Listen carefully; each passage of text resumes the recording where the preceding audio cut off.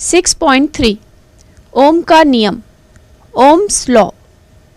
सन 1827 में भौतिक वैज्ञानिक जॉर्ज साइमन ओम ने किसी विद्युत परिपथ में विभवांतर, विद्युत प्रतिरोध और प्रवाहित विद्युत धारा के बीच में संबंध स्थापित किया था। इस संबंध को समझने के लिए हम नीचे दिया क्रियाकलाप करेंगे। क्रियाकलाप 2, चित्र में दिखाए अनुसार एक परिपथ तैयार कीजिए। इस परिपथ के लिए एक 0.5 मीटर का नाइक्रोम का तार XY, एक अमीटर, एक वोल्टमीटर, 4 विद्युत सेल जिनका विभव 1.5 वोल्ट हो की आवश्यकता है। सबसे पहले परिपथ में हम केवल एक सेल का उपयोग करेंगे। परिपथ में XY से प्रवाहित होने वाली विद्युत धारा के पाठ्यांक I के लिए अमीटर और तार के सिरों के बीच विभवांतर V के पाठ्यांक के लिए वोल्टमीटर का प्रयोग करेंगे। बच्चों, आपको इस टेबल पे कुछ चीज़ें नज़र आ रही हैं। आप देख सकते हैं बच्चों, आपके सामने एक मुड़ी हुई तार है। ये मुड़ी हुई तार नाइक्रोम मिश्र धातु की बनी हुई है और इस प्रयोग में हमारे लिए ये प्रतिरोध का कार्य करने वाली है। आप देख रहे हैं बच्चों, इस टेबल पर एक अमीटर भी रखा हुआ है। इस अमीटर को मैंने इस परिपथ में श्रेणी क्रम में जोड़ा है। जानते हो क्यों? क्योंकि अमीटर परिपथ में बहने वाली धारा को नापता है, इसलिए सदैव परिपथ में श्रेणी क्रम में जोड़ा जाता है। हम देख सकते हैं बच्चों, हमारे पास एक वोल्टमीटर भी है। इसको भी मैंने परिपथ में जोड़ा है। अब देख सकते हैं, इसके दोनों सिरों को मैंने इस तार के दोनों सिरों से जोड़ दिया है। कौन से क्रम में जोड़ा है? समांतर क्रम में। क्यों? क्योंकि ये वोल्टमीटर इस तार के सिरों के बीच विभव अंतर को नापने का काम करेगा। हम देख सकते हैं बच्चों, हमारे पास इस टेबल में एक सेल है और 2 बैटरियां हैं। ये पहली वाली जो सेल है वो 1.5 वोल्ट की है और यहाँ पर मैंने 2 सेलों को जोड़कर श्रेणी क्रम में जोड़कर एक बैटरी का निर्माण किया है जो कि 3 वोल्ट की बैटरी की तरह कार्य करने वाली है और साथ में हमारे पास एक 9 वोल्ट की बैटरी भी है। अब मैं इसको परिपथ में जोड़ूंगी और देखूंगी कि अलग अलग धारा को प्रवाहित करने से विभव अंतर पर क्या प्रभाव पड़ता है। इसके लिए मैं एमीटर और वोल्टमीटर दोनों की रीडिंग को नोट करते जाऊंगी।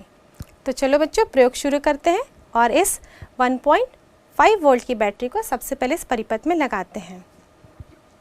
मैंने इस बैटरी को इस परिपथ में जोड़ा।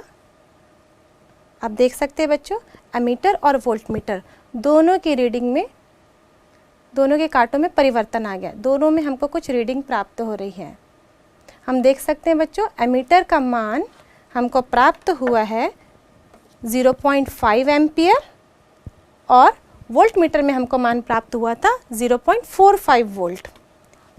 यदि मैं V को I से भाग दूं, मतलब 0.45 को 0.5 से भाग दूं, तो इसका मान आएगा 0.9।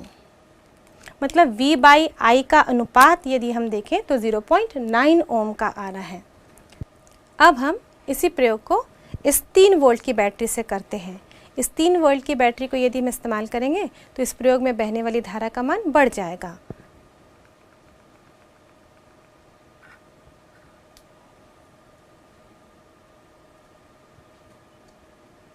तो देखो बच्चों, इस बैटरी को परिपथ में जोड़ते ही हम देख सकते हैं एमीटर और वोल्टमीटर दोनों में हमको रीडिंग प्राप्त हो रही है। एमीटर में हमको 1.45 एम्पियर प्राप्त हो रहा है और वोल्टमीटर में हमको 1.3 वोल्ट रीडिंग प्राप्त हो रही है। हम इन दोनों रीडिंग्स को नोट कर लेते हैं।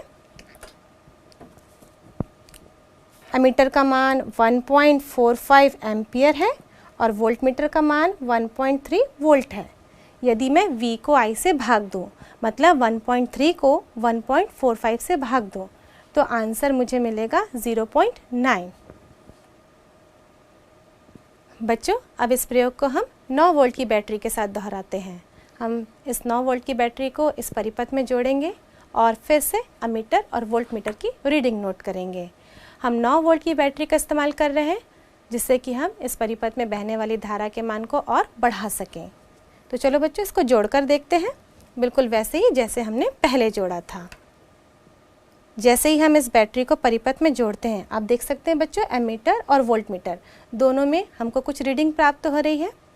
हम ध्यान से देखें तो एमीटर की रीडिंग हमको 1.75 एम्पियर प्राप्त हो रही है और वोल्टमीटर में 1.7 वोल्ट के आसपास प्राप्त हो रही है। तो इसको मैं नोट कर लेती हूँ। हमको एमीटर की रीडिंग मिली थी 1.75 एम्पियर और वोल्टमीटर की रीडिंग मिली थी 1.7 वोल्ट। यदि मैं फिर से V को I से भाग दूँ, मतलब 1.7 को 1.75 से भाग दूँ, तो मुझे मान मिलेगा 0.9। मतलब ये मान वैसे ही है जैसे कि हमको पहली और दूसरी बार में मिला था। पहले हमने V और I के मान को भाग दिया था तो भी हमें 0.9 मिला था। इसका मतलब हम कह सकते हैं कि हम जब V को I से भाग देते हैं तो हमको एक निश्चित राशि मिलती है। इसलिए बच्चों, यदि हम जब V और I के बीच में ग्राफ प्लॉट करते हैं तो वो ग्राफ एक सरल रेखा होती है। और पता है बच्चों, यही ओम का नियम है। यदि किसी चालक तार के सिरों के मध्य विभवांतर को हम देखें तो वो उसमें बहने वाली धारा के समानुपाती होती है, जब तक उनकी भौतिक अवस्था में परिवर्तन ना किया जाए। इसके पश्चात परिपथ में 2 सेल जोड़िए और इसी प्रकार XY में प्रवाहित होने वाली विद्युत धारा तथा इसके बीच के विभवांतर का मान ज्ञात कीजिए। इसी प्रकार 3 सेल फिर 4 सेल का परिपथ में उपयोग कर XY में प्रवाहित होने वाली विद्युत धारा तथा XY के बीच के विभवांतर का मान भी सारणी 2 में भरिए। विभवांतर V तथा विद्युत धारा I के प्रत्येक युगल के लिए V/I का मान क्या होगा? V तथा I के बीच ग्राफ खींचिए एवं इस ग्राफ की प्रकृति का प्रेक्षण कीजिए। सारणी 2। इस क्रियाकलाप में आप पाएंगे कि V/I का मान लगभग समान ही रहता है। इस प्रकार V, I ग्राफ चित्र में दिखाए अनुसार मूल बिंदु से गुजरने वाली एक सरल रेखा होती है, अर्थात V/I एक नियत अनुपात है। चालक तार के सिरों के बीच विभवांतर V चालक में प्रवाहित विद्युत धारा के समानुपाती होती है। इसे ओम का नियम कहते हैं। अतः V समानुपाती I, V बराबर R गुणित I, जहां R एक नियतांक है, अथवा R बराबर V/I या I बराबर V/R। समीकरण 3। यहाँ R एक नियतांक है जिसे तार का प्रतिरोध कहते हैं। प्रतिरोध का SI मात्रक ओम है। समीकरण 3 से यदि किसी चालक के दोनों सिरों के बीच का विभवांतर 1 वोल्ट है तथा उससे 1 एम्पियर विद्युत धारा प्रवाहित होती है, तब उस चालक का प्रतिरोध R 1 ओम होता है, यानी कि 1 ओम बराबर 1 वोल्ट बटे 1 एम्पियर। समीकरण 3 से स्पष्ट है कि किसी प्रतिरोधक से प्रवाहित होने वाली विद्युत धारा उसके प्रतिरोध के व्युत्क्रमानुपाती होती है। समान विभवांतर पर यदि प्रतिरोध 2 गुना हो जाए तो विद्युत धारा आधी रह जाती है। व्यवहार में कई बार किसी विद्युत परिपथ में विद्युत धारा को घटाना अथवा बढ़ाना आवश्यक हो जाता है। स्रोत की वोल्टता में बिना कोई परिवर्तन किए परिपथ की विद्युत धारा को नियंत्रित करने के लिए उपयोग किए जाने वाले अवयव को परिवर्ती प्रतिरोध, वेरिएबल रेजिस्टेंस कहते हैं।